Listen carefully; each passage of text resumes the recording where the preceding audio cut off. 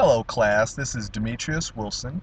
This is Management 2 and this is Chapter 1, Understanding the Manager's Job. There will be a video lecture for every chapter that we cover. It should help you to complete your quizzes that will come on a weekly basis. It should also help you to complete your tests and help you with all of your homework assignments as well, provide you with clarity in regards to some of the terminology, and bridge the gap between the textbook and the real world of business.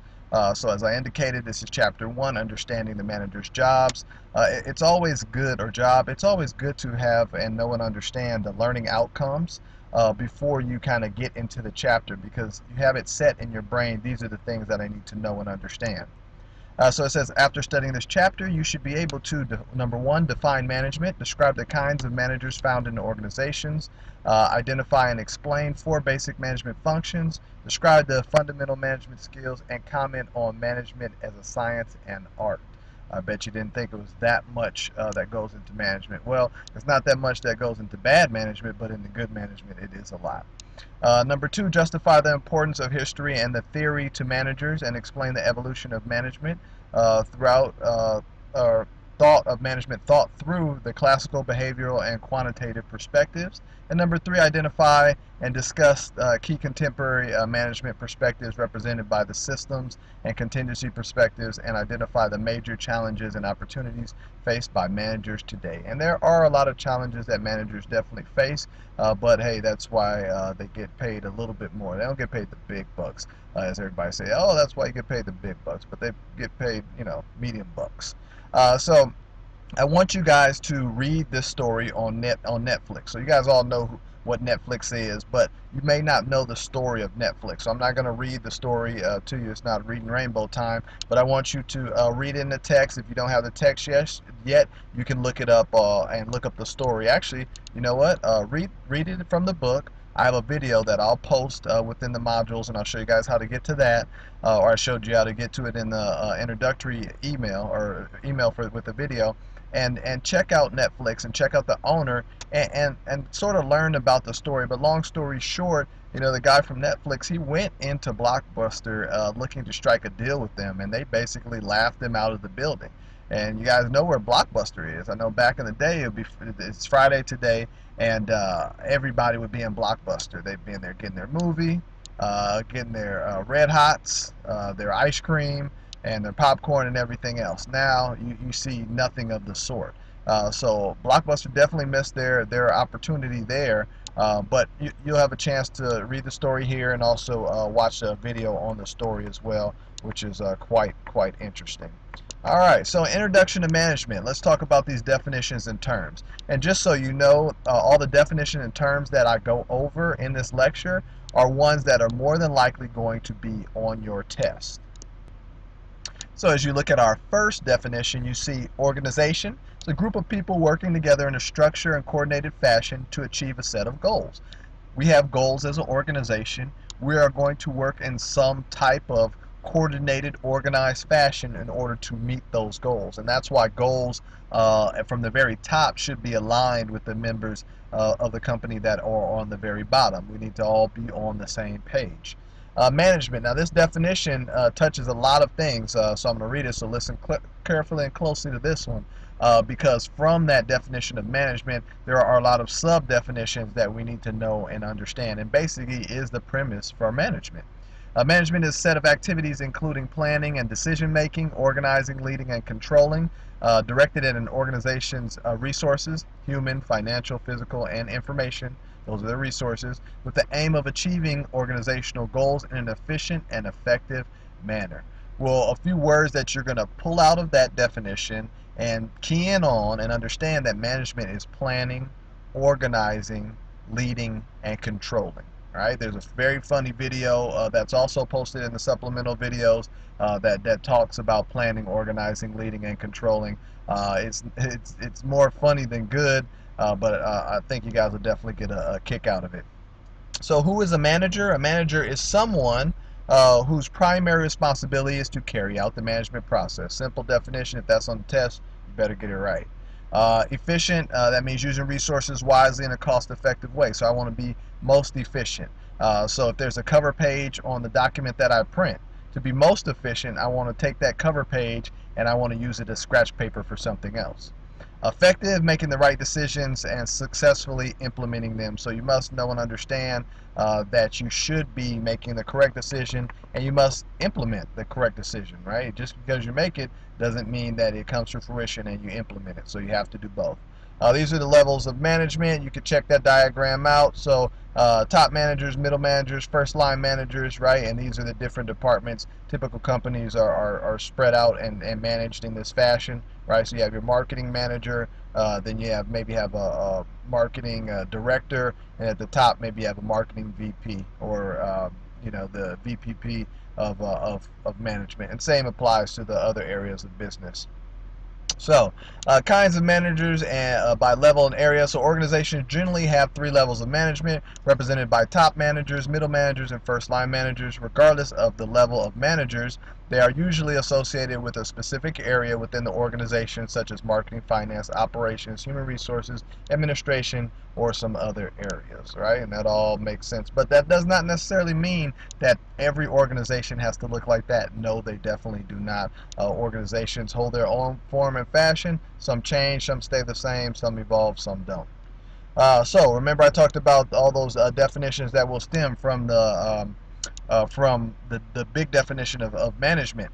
And planning is the first one. So setting an organization's goals and deciding how to best achieve them, right? So if you say I have a goal to lose 10 pounds, then you have to plan and see what is my best way to lose 10 pounds. Well, I'm going to start walking. I'm going to start running. Which one should I do? If I walk, it won't go as fast as if I run. But if I run, I may risk getting injured. So you have to plan things out and then go with your best plan of attack.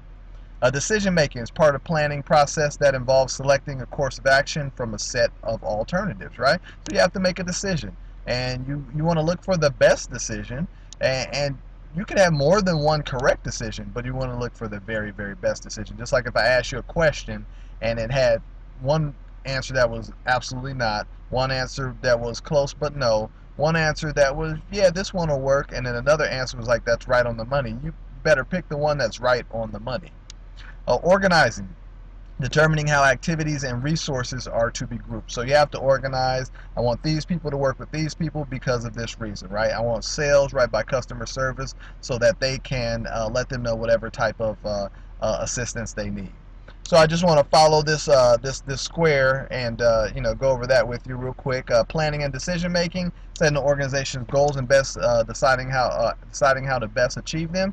Goes over to organizing and determine how to best group activities and resources. Goes down to leading, motivating members of the organization to work in the best interests of the organization, and then to controlling, monitoring, and correcting ongoing activities to facilitate goal attainment. So in this controlling area, that's where you say, hey, you know what? You should be producing 50 widgets. You're only producing 25 an hour. I'm going to have to write you up, or we're just going to have a little one-on-one chat to tell you what you should be doing differently. So the management process. Management involves four basic activities: planning and decision making, organizing, leading, and controlling.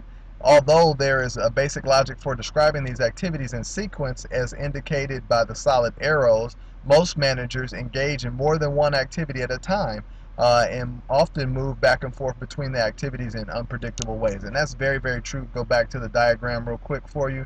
You follow a solid line and it goes in the square, but things, you can organize and go to control, you can plan and go to leading. Everything's not wrapped up in a nice little bow in terms of business. Things change, things vary from situation to situation.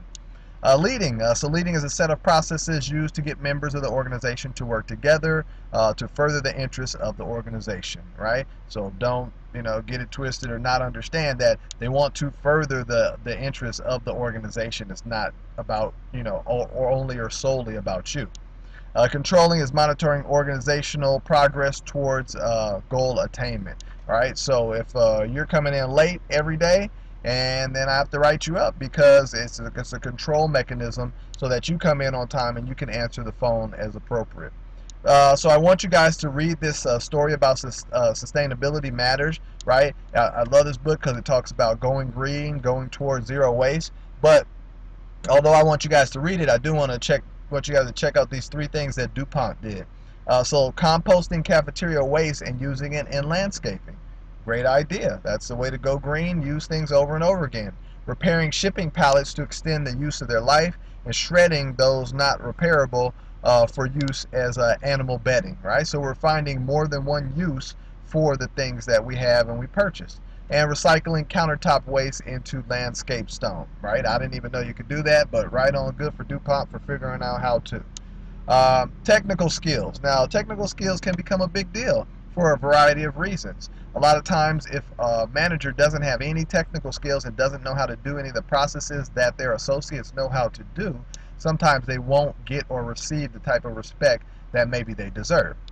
So technical skills. These are the skills necessary to accomplish or understand specific kind of work done in an organization. So down at the at the base level, at the floor level, the things that they actually do and complete.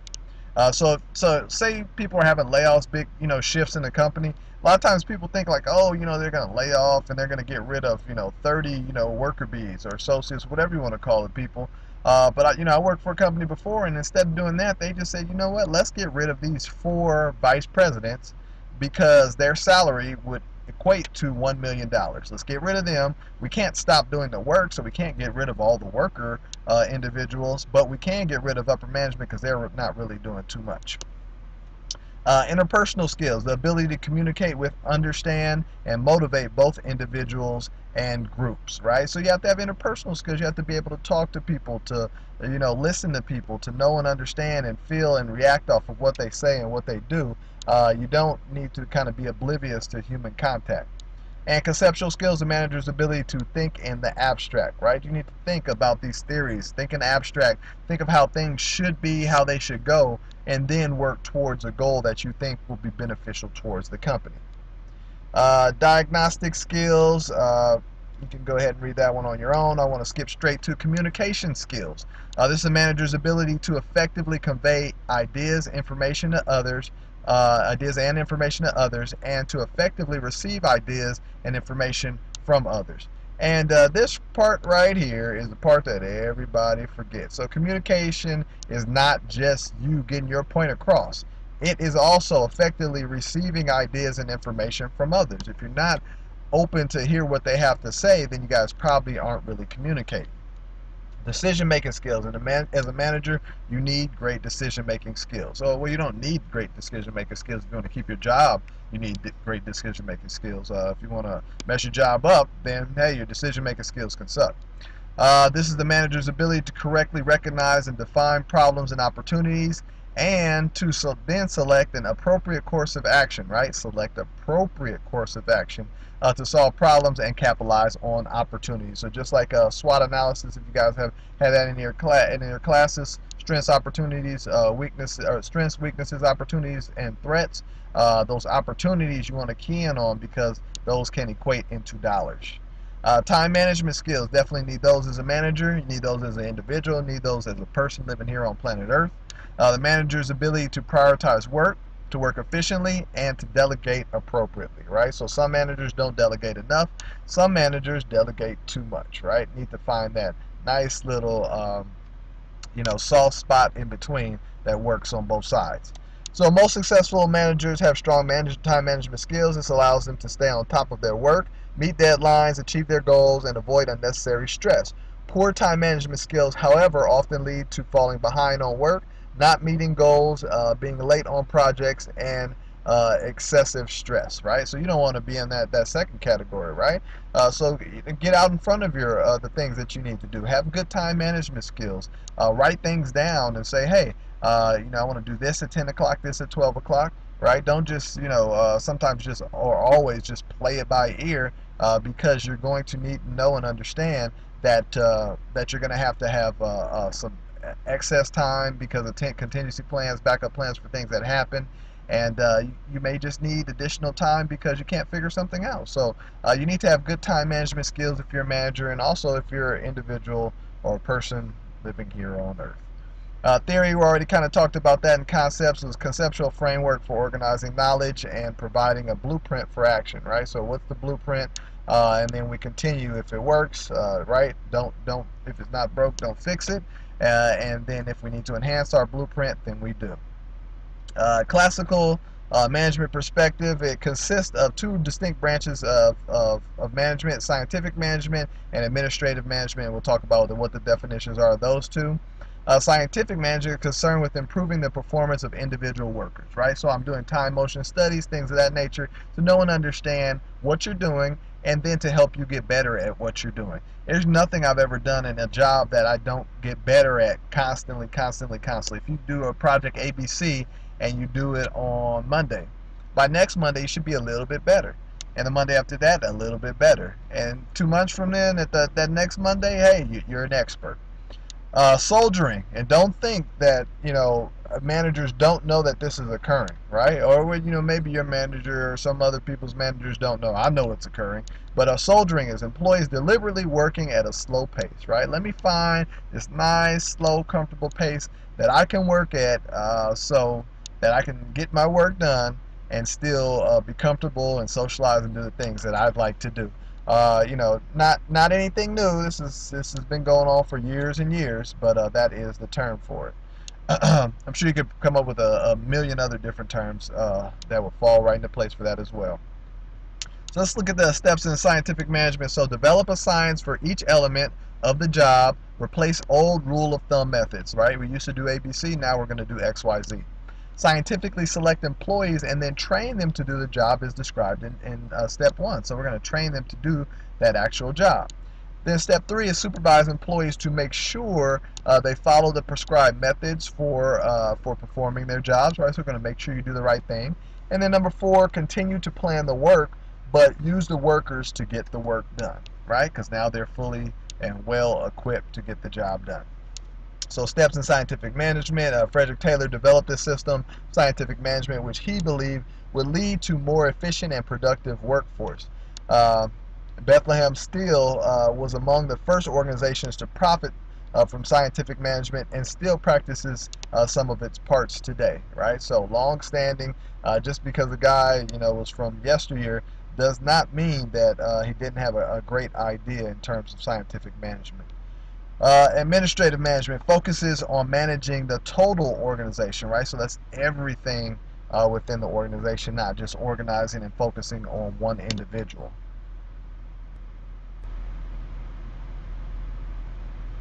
Now we have the behavioral management perspective, emphasizes individual attitudes and behavior and group processes, right? So you're going to look at people's behavior. Is your attitude affecting your work? Is your work affecting your attitude? Things of that nature. I've seen terrible attitudes in the workplace. I've seen some pretty good attitudes in the workplace. I try myself to stay even keel and always react and respond in the same manner, shape, and fashion. The Hawthorne studies. So you're going to read that on your own. But what happens in the Hawthorne studies is that they said, let's check these people out and see what we can do to have them work better, faster, more efficient. They turn the lights way up, they work better. They turn the lights way down, they still work better. The difference is that they were being paid attention to. So since they're being paid attention to, then they're going to do things the right way, the appropriate way, and they're going to feel good about the attention that's being paid to them. Now, when you look at these reality shows and everything that are on, you may think that, oh, this is reality. It's not reality. It's reality in terms of, or in the essence of, they have cameras right there in their face, so it's close to reality. It's not reality. It's definitely not that. The only way you can have that is like if you're watching John Quinones on, What Would You Do? And they come in and they catch you on tape and they see what you would have done if nobody was looking, right? Oh, I didn't mean to buy that kid any alcohol from the liquor store, but if you don't get it for the kid and nobody was looking, you didn't know anybody was looking, then you know that you truly chose the appropriate path. So, human relations movement. Very important. So argue that workers respond primarily to social context of the workplace, and it is. I see it all the time. Some people, just don't like to be around when when the individuals that they're comfortable with are not around. Right? Now, me, I'm comfortable everywhere, but I'm also not, great friends with anybody within the organizations. Right? So, it's sad for me that I don't have any friends that, hey, I don't get the scoop on the inside information or anything like that. But I'd much prefer it this way anyway. So theory X and theory Y. Theory X is a pessimistic and negative view of workers consistent with the views of scientific management. Theory Y is a positive view of workers. It represents the assumptions that human relations advocates make, right? And so you'll read that right there on the left side about Douglas McGregor. But I'm going to read table 1.1 to you, theory X and theory Y. Theory X. So people do not like work and will try to avoid it. And number two, people do not like work, so managers have to control, direct, coerce, and threaten employees to get them to work towards organizational goals. And number three, people prefer to be directed to avoid responsibility and to want security. They have very little ambition. That's what a Theory X manager believes. Now, before I go to Theory Y, this is what I want to always tell you. Don't let anybody put you in a box, right? They say, hey, this is Demetrius, and he goes in this box, right? You should have a little Theory X in you, and you should also have a lot of Theory Y in you. But you need a little Theory X because you have to come down to reality. Theory Y assumptions. People do not naturally dislike work. Work is natural part of their lives. Number two, people are internally motivated to reach objectives to which they are committed. Number three, people are committed to goals to the degree that they receive personal rewards when they reach their objectives. Number four, people both seek and accept responsibility under favorable conditions. Number five, people have the capacity to be innovative in solving organizational problems. And number six, people are bright, but under most organizational conditions, their potential is underutilized. And that I know that definitely to be true. Organizational behavior. Contemporary field focusing on behavioral perspectives on management, right? So you want to talk about, that's one of the classes that you can take. You take organizational behavior, organizational management. So you want to focus on people's behavior, most specifically their attitude, how it affects their work, like I said before, and how it affects the individuals around them. Quantitative management perspective and management science. So quantitative applies quantitative techniques to management. So now we're talking about analytics, numbers. You have to be very familiar with that because some people say, hey, here are the analytics on this. What do you think? Now you may say, hey, you know what, there's some qualitative factors that we need to look at, meaning we want to see things that cannot be measured by numbers and money and things of that nature. So you have to deal with both of those. Ease on down to the next page. So operations management, concerned with helping the organization more efficiently produce its products or services, right? So you see the key terms: efficient and effective. Let's continue on.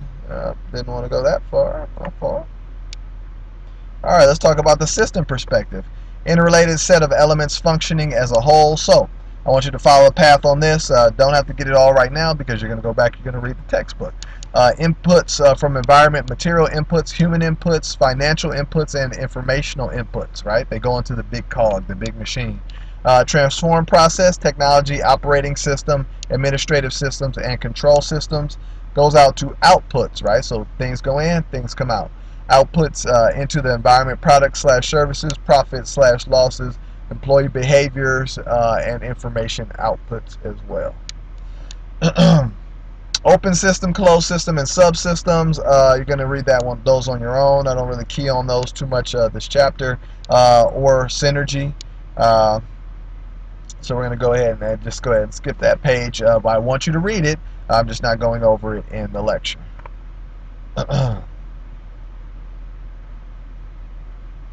Let's keep going. See if there's any other key terms or any advice I want to give you guys about the chapter. The rise of the service sector, right? So service is a big thing. Like if I clean your carpet, you can't touch that. That's not tangible. But you know that your carpet looks clean, so you need to pay me, right? But that's something that has to do with service rather than selling a good. So I definitely want you to read that article on At Your Service. Let's Let's keep moseying on along. Summary of learning outcomes and key points. Right. I really like this textbook and the way it's laid out. So I want you to go through the chapter, read it, and then I want you to get to the summary. And I want you to check out the summary because the summary will let you know if you missed anything after you read it. It's a very good tool to utilize. There are things at the back of the chapters that I don't want you guys to miss. I won't know if you miss it. The only way I'll know if you miss it is the grade on your quizzes and the grade on your tests, because those chapter summaries are really good. Discussion questions, so the questions for review are all right there. So you want to ask yourself, ask your friend, ask your spouse, loved one, boyfriend, girlfriend, your dog, whoever. You want to ask some questions, bounce ideas off of them. It will really help you not only in this class, but it will help you later on down the line, or it'll help you right now if you are a manager.